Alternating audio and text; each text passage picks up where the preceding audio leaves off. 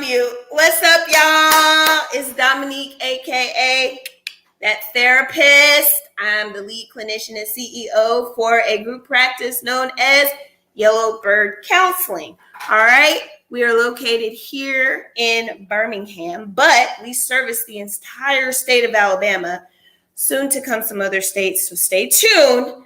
All right. Stay tuned. Hold your seatbelt on. It will be in the newsletter if you want to know about that. Mr. Carter, not tonight. Y'all know how he do. He want to be all up in the camera, making folks know that he exists, and we're just not doing that tonight. So, oh my gosh, for those of you that don't know, first of all, let me tell you what we do.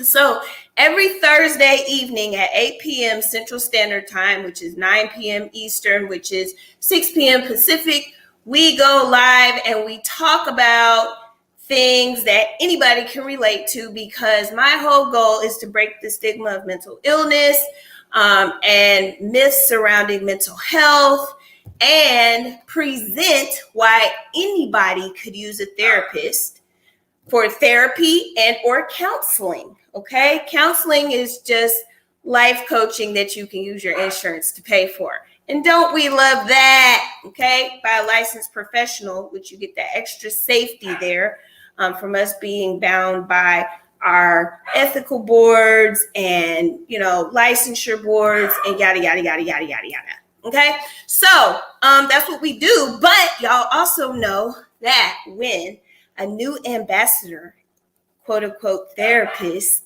comes to the nation, I have to introduce them to the world. So I've been talking about number 5 for a while, and then I'm going to let number 5 introduce herself and give y'all her name.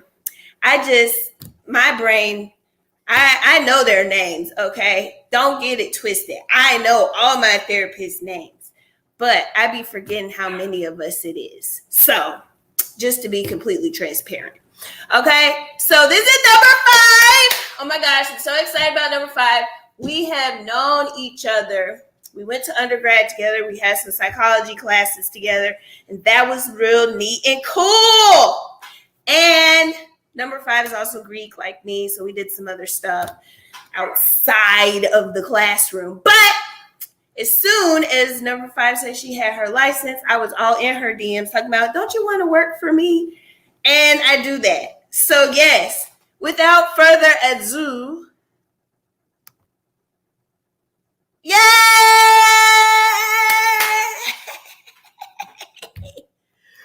Can you hear us? We can't hear you. Yes, I can. Okay, good. Yes, I can hear you. Yes. Oh my gosh. So excited, so honored, so pleased to have you. At you. I'm gonna let you introduce yourself.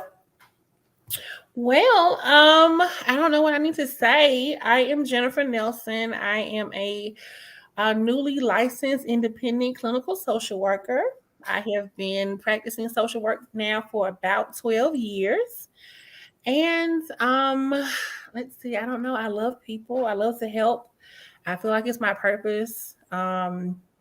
I have gone through a lot of things and experienced a lot of things that I have later come to accept have not always been about me, but they really have been things that I can use to help other people and empathize where people are coming from. And I don't know. Yes, that's great. I'm going to ask all the questions. You can ask the questions. And if y'all have questions for Jennifer in the comments, please put them in the comments, because I do these lives with all the therapists when they come on board for 2 reasons. 1, so you can meet them and know who else is on staff. And 2, because this goes on they not only have a bio on our website, but they also have this full-length video. So y'all can see who you want before you ever even email me, text me, call me, what have you. You can look at them all, see their face, get a feel for them, and just call and say, I want that person, or email or text me and say, I want this person. And I just send the links anyway when people are like, who do you think I should have? I send the team tab on our website so y'all can do everything and every question that you would have for them. it's answered for you before you ever even reach out. I try to make things real seamless. So I'm going to ask all the questions so you guys can, get a feel for Jennifer and know kind of where she's coming from as far as our practice is concerned. But if you have any questions in the comments, because I'm sure I can't ask every single question, then put them down there and we will answer them, throughout. All right. So, first question I love is, what brought you to the profession of doing social work? And then, furthermore, what interests you or brought you to doing therapy specifically? So, two different questions, two parts. Okay. So, part A, one, my mother is a retired social worker. And I thought I wanted to be a school teacher, but I realized that was not my ministry early on. And so I think the thing that catapulted me into wanting to be a social worker, aside from my mom, is when we experienced a fire when I was a little girl. And it was right around Halloween, and we lost everything in our house fire. And it was really devastating for us. And I remember that year I had chicken pox in the tub of oatmeal, and the house caught on fire. And so we were basically, went from house to homeless, just like that. So long story short, eventually we went to a shelter, and then we were able to move in with my grandmother for a little while. But I remember that Christmas, complete strangers had adopted us, and I didn't know what Angel Tree was at the time, but they adopted us and they replenished like clothing. I got all kind of fancy toys and doll houses, and I got a lot of stuff, and it really just blew me away that like complete strangers would like love on us and help us and do things for us just because we were strangers, and it really just moved me. And I was like, I want to help people like that. Like, I love to help people. I love to do things for people. I love to make people feel better. And I think that was one of the biggest motivators, like I said, aside from my mother being a social worker, to me actually wanting to help people. And then part B is because of my aforementioned things that I've gone through before, I realized that as super as I am as a person, sometimes it's only so much you can do as an individual, being strong or hanging in there or riding down with people in situations. Life is hard. And I realized that not only in my profession as a social worker, I was doing some therapy anyway, even though it wasn't under my clinical license. I, as a person, needed a therapist. And so I got one, and I still have her to this day. And I realized the helper needs help. The person who people think I always got it together, I need help. Like, I'm not okay all the time, even if I present that way. And I wanted to, be that person for the next person. Like, as I'm being fulfilled and restored and rejuvenated, and I have a place to kind of empty out, and have my safe space, I want to create that same thing for other people. So that's why I really want to, help people, through counseling, therapy services, because I really think it adds to your quality of life. Absolutely. And y'all know how I am about that. Y'all know how I feel about well professionals. I talk to all my therapists about self-care. We all need a therapist. Y'all know I got 3 therapists.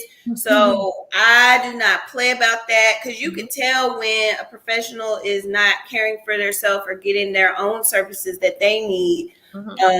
As far as therapy and self-care is concerned, we got therapists out here falling asleep in sessions, not a yellow bird. Thank God. Thank God. We got folks falling asleep in sessions, not talking to the clients. They're engaging them. They just coming in there, they don't feel heard, they feel ignored. We don't do that over here. And part of that is because those people are not caring for themselves. So I'm really intentional to bring on people that know the importance of self-care, caring for themselves, and doing what they need to do for their own mental health. Because, like she said, helpers need helpers as well.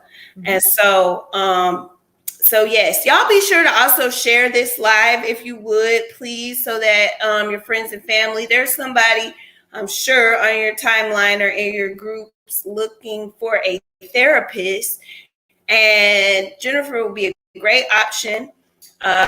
She is going to be credentialed with Blue Cross Blue Shield, Viva, Cigna, TRICARE, maybe Medicare, I don't know, but at least those four. So please share that, because I'm sure you got people on your timeline that either do that,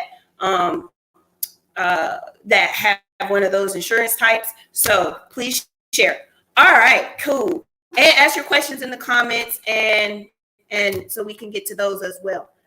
So secondly, you kind of already went into it, but tell us kind of what you do for self-care. What does your self-care regimen look like? Well, anyone that knows me knows about my baby, Sammy. I love my sweet boy. I had to keep him locked up because he'd be all in my lap right now. But Sammy is my 80-pound Labrador Pit Bull mix. And he loves his baby, and he sheds horribly. So, in addition to playing with him and spending time with him and him loving on me for self care, I also spend a great deal of time sweeping my home. Um, excuse me. I also enjoy reading. My favorite author is Brenda Jackson. Um, I like to sing. I like to dance. I like a good line dance. Yes. A big part of my self care, honestly, is spending time alone.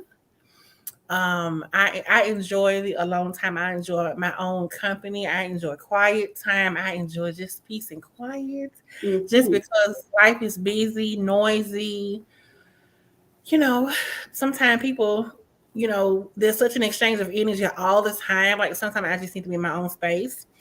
So those are just a few of the things that I enjoy like doing just for self care. Love it. Love it. And I love that you name things outside of, because people can think self-care is getting your nails done. And which it is, but that's not all it is. Spending time with yourself in silence is self-care. So you can be aware of what it is that you need. So I'm glad that you gave another perspective that maybe people haven't considered.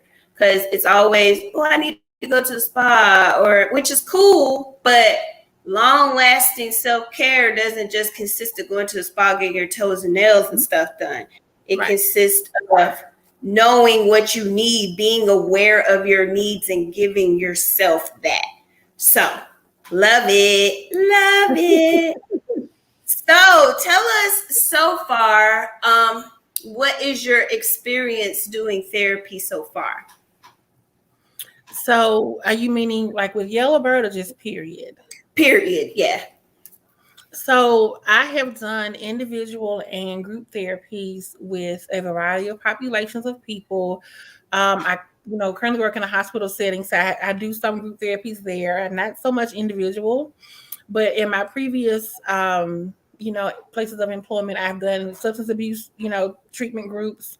I've done individual therapy. I've worked with individuals who are HIV positive, homeless, have a history of trauma, sexual abuse, domestic violence, are having legal issues, who are sometimes experiencing suicidal ideations, crisis intervention. That's a lot of what I've done. I like to meet people where they are. I don't place expectations on people, because honestly, sometimes when you place expectations on people, you kind of put pressure on them, and it's almost like this sense of like you're waiting for them to feel, or they feel like you're pressuring them to be somewhere that they're not. So that's just kind of one of my therapeutic approaches, is to just meet a person where they are, and we'll work on where we need to go. But I just kind of meet you on your playing field. Love that. Tell us kind of what that might look like. An example of what that might look like.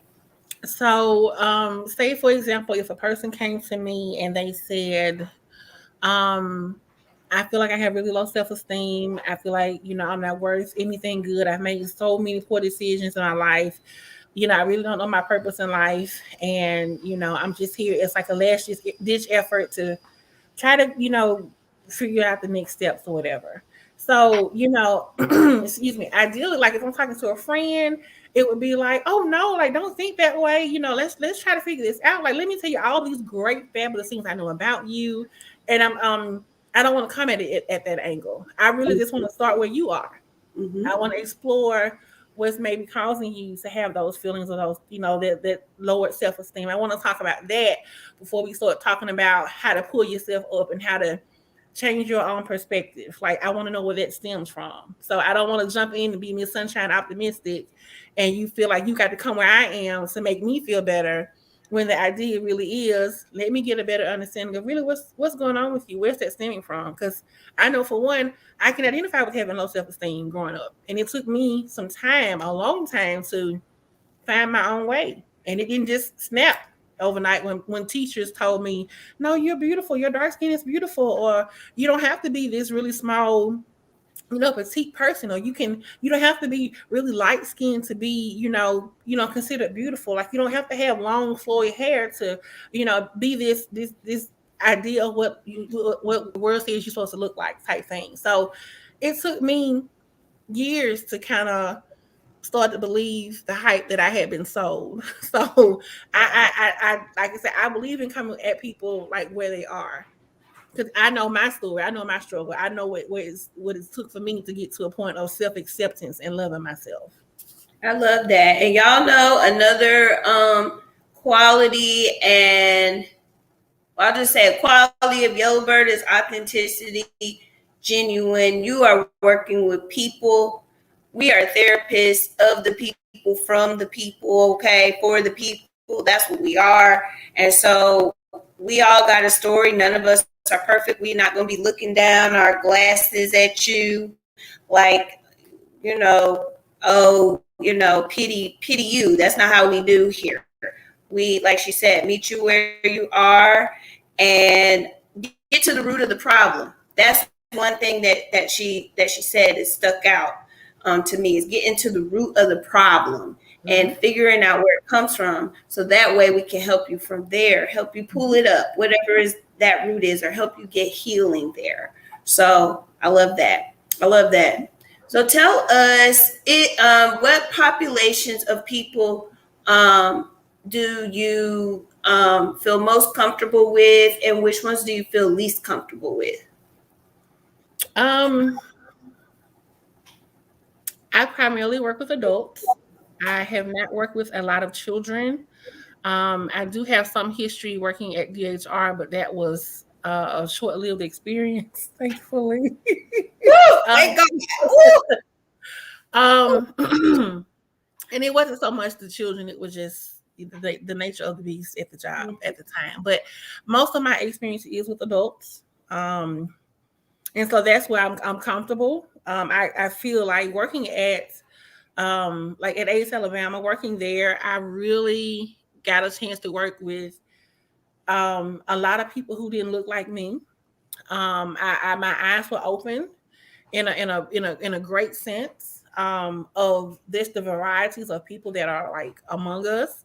And so I don't really have a population per se that I shy away from. I just would say I have more experience. Most of my clinical professional experience has been working with adults. Gotcha. And so when people call me, they ask me specifically, like, do your clinicians have experience working with, well, mainly because I am Black owned, LGBTQ. So they ask, do your clinicians, how they feel about working with the LGBTQ population? How do they feel about working with people that have suicidal ideation, or ADHD, or on the autism spectrum, or so any of those specific populations that you don't prefer, or that you don't prefer, and then the ones of that like diagnostic spectrum, which ones have you worked with most? So I feel like I probably have not worked with a lot of individuals who have autism diagnosis. I honestly, I don't have a preference. I don't have a preference about if I work with people who identify with a certain sexuality, that I'm gonna just say this, just to keep it simple, keep it plain. I deal with people on a person first um ideology. Like, we're all people first before we have a sexual orientation, before we have a gender, before we have an education, before we have anything that labels us or that we assign to ourselves. Like, we're people first, and so that's literally how I deal with people. So I mean, I work with people who didn't really care for people of color, and I still serve them and help them because I saw the need, and I just had to look beyond the biases. So, is it something that I would prefer to do? Of course not. You don't want to work with somebody who obviously does not care for you just because of something as simple as the color of your skin. But nevertheless, I know what my purpose is, know what my goal is, and so I just keep it moving. I know what I'm supposed to do, and for me, I feel like aside from helping people, my job is also to love people. Not necessarily in a romantic way, but in a genuine, authentic, wholesome way, like a really genuine way. Like, none of the other stuff matters to me if I'm trying to help you. Love that. I had to put myself on mute because Mr. Carter, stop that. Ooh, Lord, that boy bad. Ooh, he bad. He one of them baby dogs. Okay. Love it. So she's not gonna feel uncomfortable basically working No. with you, regardless of what your diagnosis is, your sexual orientation is, and that's very important to me. People ask me all the time, and I'm like, no, all my therapists, that's the question I ask them. They gotta be comfortable working with the LGBTQ population, and just open to that, because people know that that's one of the labels on my practice, and so I can't just be the only one. So hey, Mr. Carter, we are doing something here. He always does this. So yeah, so you guys don't have to worry about that. She's not gonna be like eerie, or whatever, or like, bust you over the head with a Bible. We're not doing that, so don't worry about it. But I do want to ask about that. What are your viewpoints as far as spirituality? Because people do come and want to know, like, do we offer any type of spiritual practice, which we're not necessarily known for that, but us as individual therapists have our own spiritual practices. So what is your spiritual perspective, I guess? Okay, so I identify myself as a Christian. I do believe that spirituality, if one aligns with spirituality, I definitely believe, regardless of what you believe or who you believe in, it's all individual. It's all individual. I am not I don't consider myself a religious person. Because a lot of people are hurt by religion, and I strongly believe that, and that's also part of the reason why I sincerely believe, like, God wants me to love people, because we'll just that's just my job as a human being, is to just show love, not to criticize, not to condemn, not to judge or save or condemn anybody. Like, that's just not me. I know what my beliefs are. I know um who I identify as my higher power.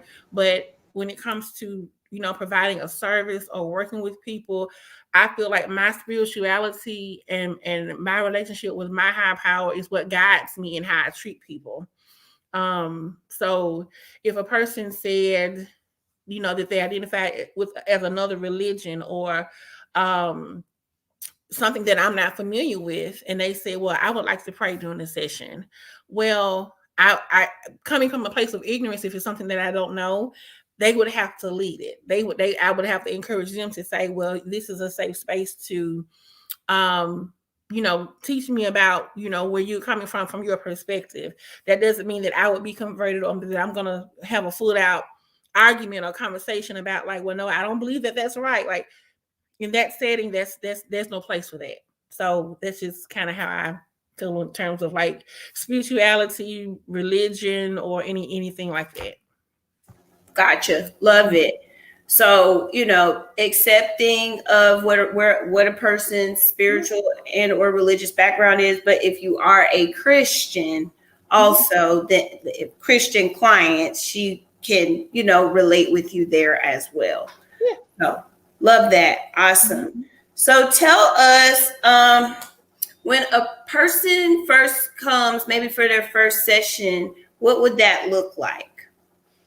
It would basically look like an introduction, kind of like what we're doing here, minus you being present. Just kidding.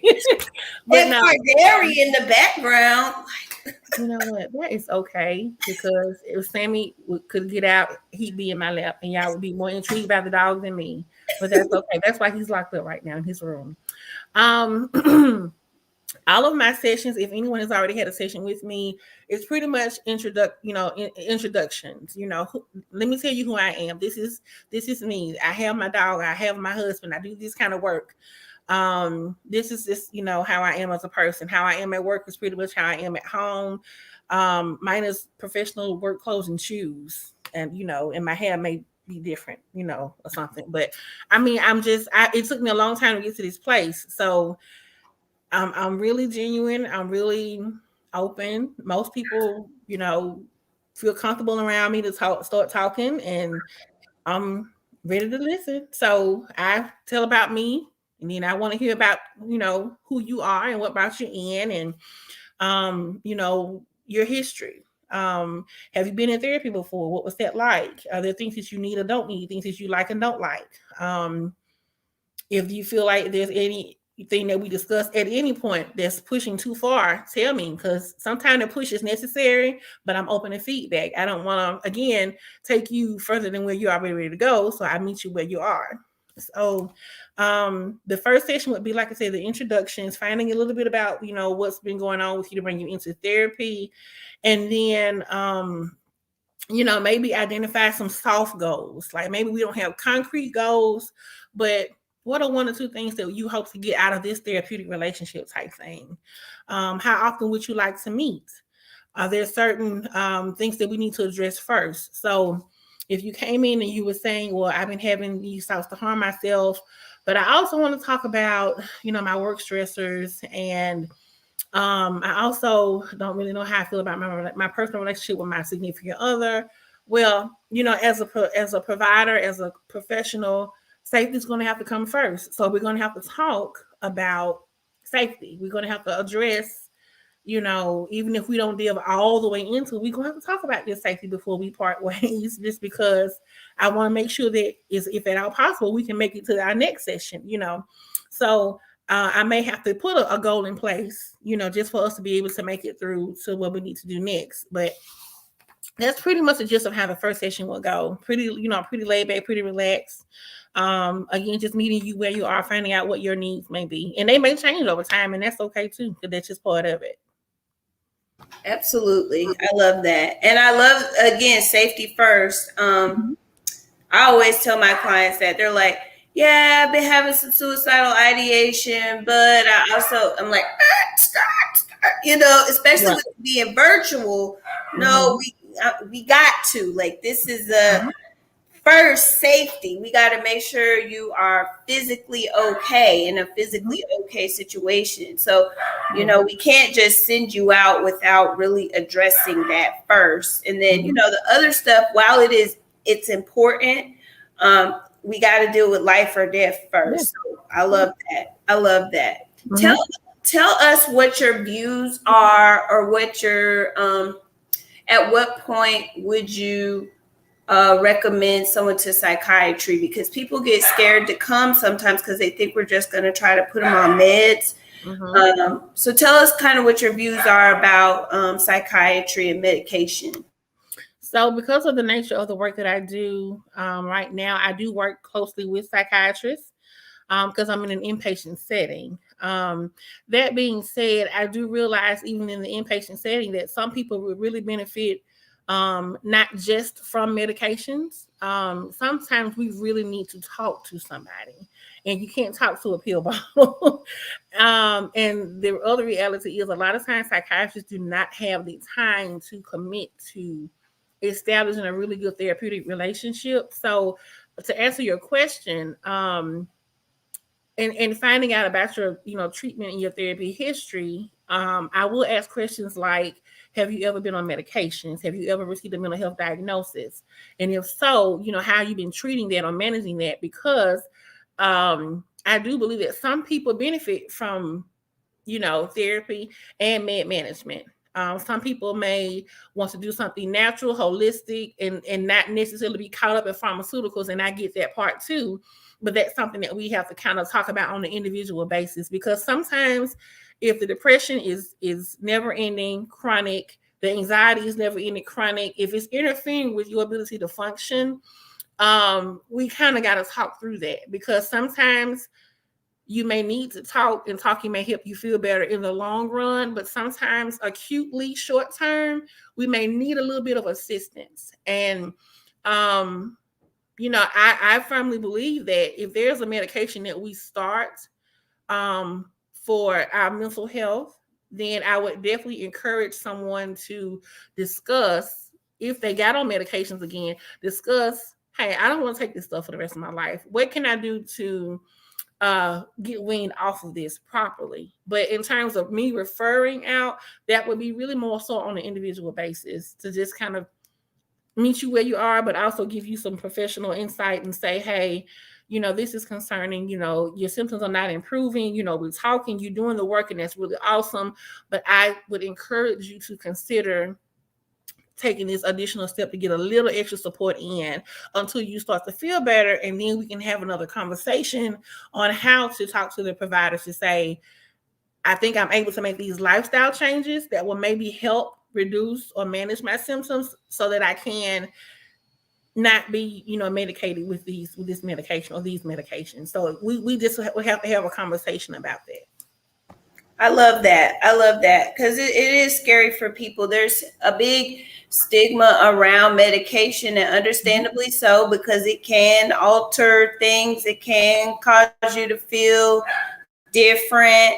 But like she said, if it's a functionality or safety concern, that is a real discussion we have to have, at least for short term. And I always tell my clients, if I have to refer them because it's a safety or a functionality concern, like they're not able to get out of bed, they're not able to go to work, they're not able to care for themselves, take care of their activities of daily living, or they feel like they're going to hurt themselves or someone else, we got to have something to get us through the therapeutic process so that we can keep you and everybody around you safe and, keep your livelihood okay. So yeah, but it doesn't have to be forever, but it is individual, it's individualized. But, the goal is, if we can get you to a place where you'll be safe, others will be safe, you'll be able to function on as little meds or no meds as possible. That's what the goal is. Goal is not to keep you on anything you don't need to be on or that you can manage off of it. So I do love that. Yep. Safety first, always, Right. So yeah, we don't want you to be debilitated, because we're not really helping you if you in fact do need that. And everybody doesn't. Everybody does not need medication. I've had some clients that are severely depressed, but because it wasn't a functionality or safety concern, there were other things, like Jennifer said, lifestyle things we were able to implement that really helped. Yeah. And you guys would be really, and y'all know this, y'all wouldn't be shocked. Social media, getting folks off of social media for a week. I've had people come to me with moderate, severe depression and go down to moderate in a week, just because we're like, oh, let's get off of social media for a minute. So yeah, there's things to consider. There are other naturopathic and lifestyle changes to consider. And so if we can, we want to definitely try to use those first if it's not like a safety issue. So yes, love it. Tell us, okay, so after the initial session, what might your ongoing session structure with a client look like? Just general session structure. So normally, I like to do check-ins. I like to be random a little bit sometimes. So, for those who've already had sessions with me, I may ask you something weird or random just to kind of catch you off guard, either to open or close the session. And I like them. I found these icebreakers that I use in the hospital because I have the patients that I have are pretty significantly struggling with their mental health. And so I have people who are, diagnosed with schizophrenia, bipolar disorder, things of that nature. And sometimes they're psychotic. So sometimes they cannot necessarily, grasp a curriculum or something that I'm trying to be serious about. So sometimes bringing a little humor, if you had to pick a favorite day of the week, what is it? If you had to, describe your personality as a forecast, what would it be? If you had $1 million, what would you do with it? If you could go anywhere in the world, where would you go? Just most random crazy stuff that you just be like, where did that come from? Why is that even important? It's not, but I like it. It's fun. So I like to start, light if possible. I like to do check-ins, kind of a symptom scale. Last time we were together, you were reporting this, we talked about this, how we doing. In the meantime, though, from the first session to the next session and all that, I give homework. I like homework for other people, not for me. I'm just kidding. But I do I do give homework. So I believe that it's very important to do the work. If you're in therapy, let's do some work, And so it's not writing essays, it's not writing papers, but sometimes we need to dig. Sometimes we have to unpack together. And then once we unpack some stuff, sometimes it's good for you to kind of get to yourself and process. So the sessions may include reviewing homework, talking, catching up about that, checking back in on goals. You said when we first started, this is what we wanted to work on. Now that we are a little bit, ways in, are these things still important? Do we need to change? Are you feeling a little burnout working on this goal? Do we need to kind of switch it up? So again, it'll be more individualized, but that's pretty much the gist of how the session would go. Check in, reviewing the homework, discussion, feedback, making, conversation about questions that we need to, whatever it is we need to do. And then we have our conclusion. We'll discuss our next session, what we're going to do. I may give you homework then, or I may email you a link, an article, a video to watch. It just depends on how the spirit moves. Just kidding.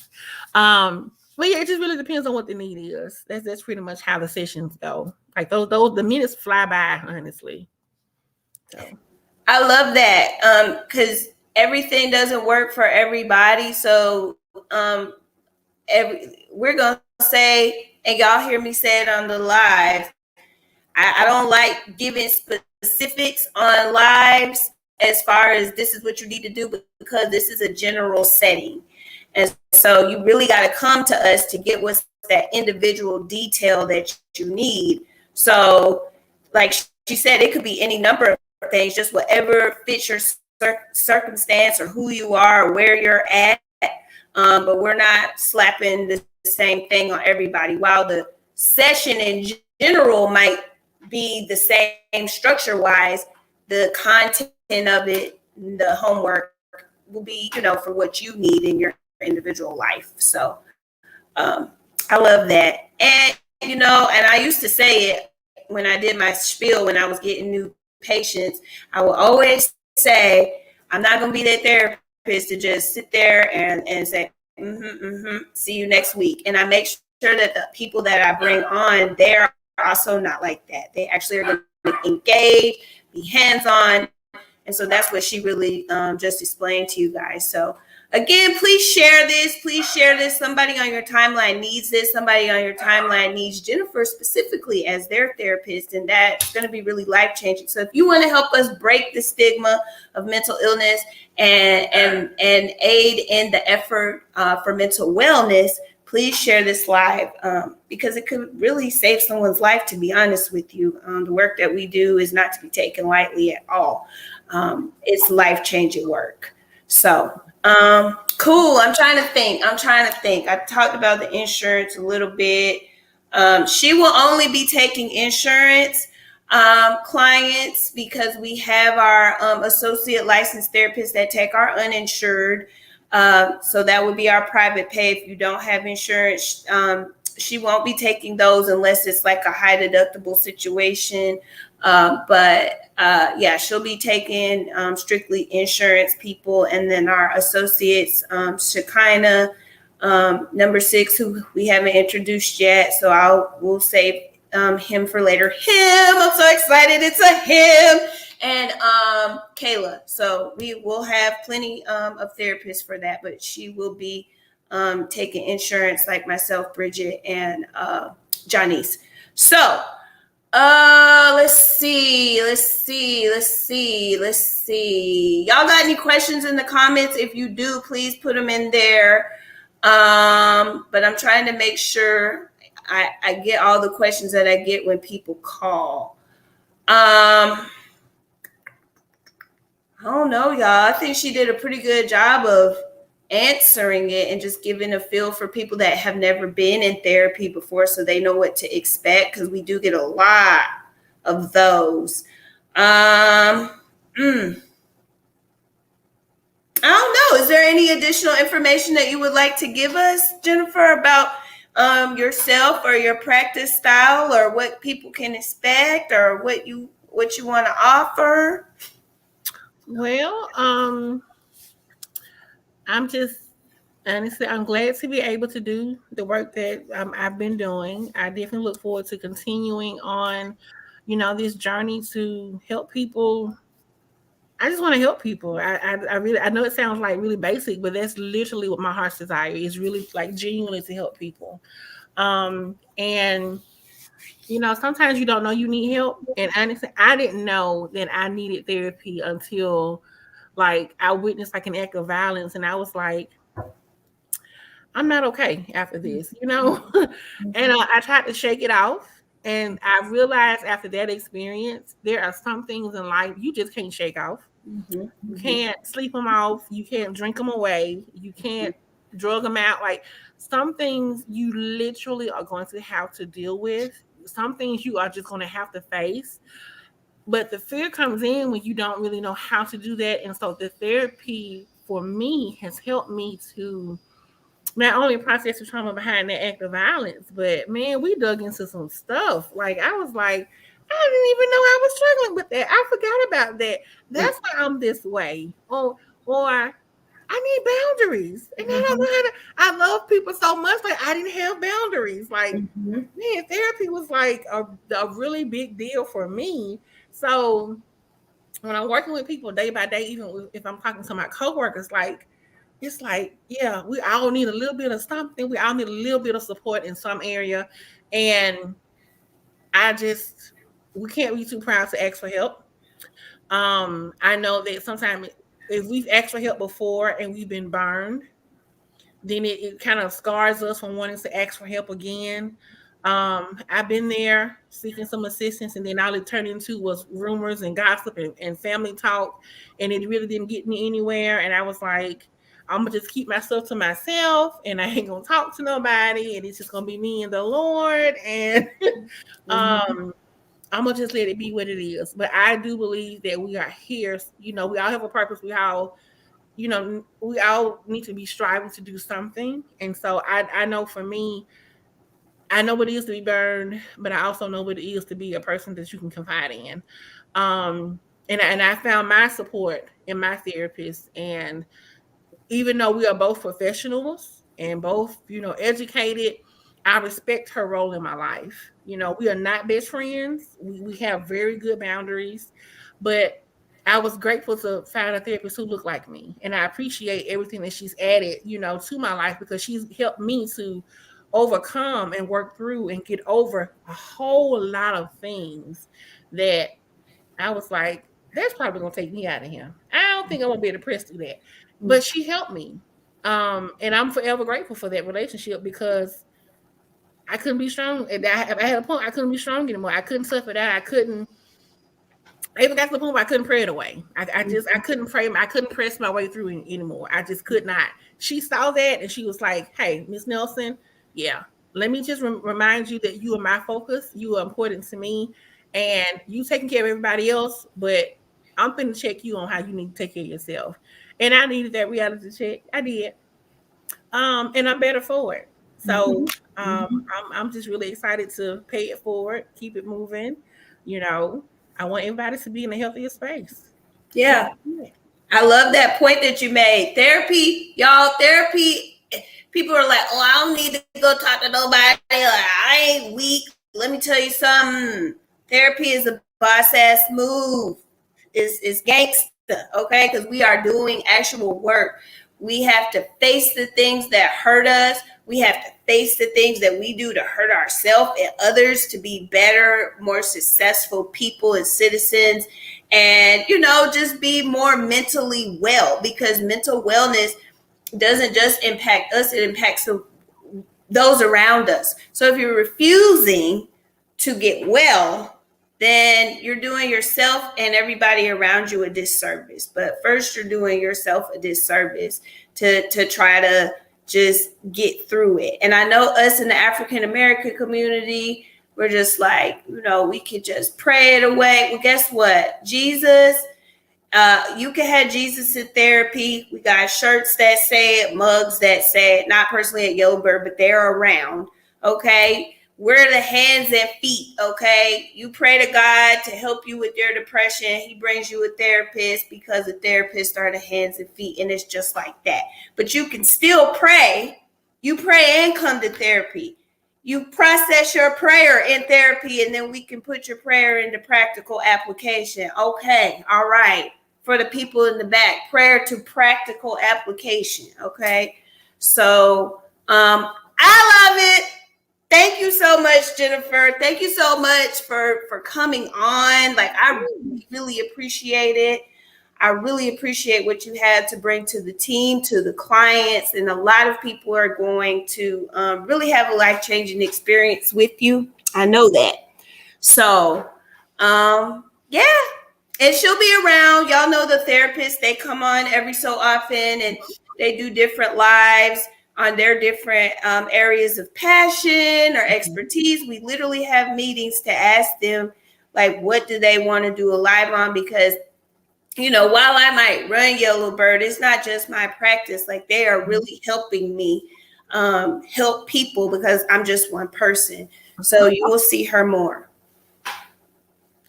Thank you so much, Jennifer, for doing this, and we will see you soon. Bye. Hey, y'all be sure to sign up for the newsletter if you have not already. Okay, you got to be sure to do that because we have a lot of great things coming on there. We have a special guest coming on next week to introduce to us another type of therapy that Yellowbird has teamed up with to be more holistic in wellness. So stay tuned for that. Also, you want to know when my giveaways are. Y'all know I do $100 Cash App giveaways. So you want to be sure you know when those are. So you better get on that newsletter. Otherwise, you're going to be left in the dirt. And I don't want that for you. I do not want that for you. Okay. Also, you'll know what lives we're doing. We're offering groups. This month, we are offering the Motherly Wounds group. That's in the newsletter. We'll also be offering next month the grief support group right before the holidays. That way, you don't have to feel anxious about the holidays if you've lost somebody and you're not sure how you might respond to that. We got you. We got a grief group set up for that. So please just, the newsletter has a lot of things that can help you or help someone you know. So please sign up. Go to yellowbirdcounseling.com, yellowbirdcounseling.com. You can also follow us on Instagram, Yellowbird Counseling, Facebook, Yellowbird Counseling, and we got lots of fun content that we put out for you. I just bought out a new graphic designer and copier. So y'all, I feel like I am doing big shit out here. Okay. So I just want to make therapy normal. Okay. I want to make therapy normal for you guys. I want to make therapy something that you can approach. So yeah, I will see you all next week. Bye.